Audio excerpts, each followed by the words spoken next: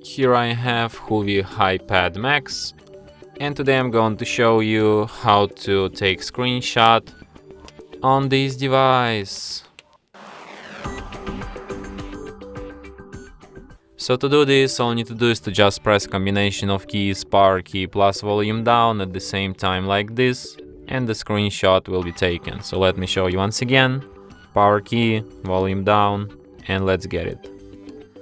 So one last time, power key, volume down, and we got it.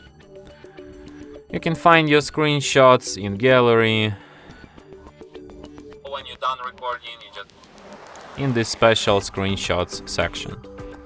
And from here you can share, edit, search with lens, delete your screenshots, or perform other actions from this list.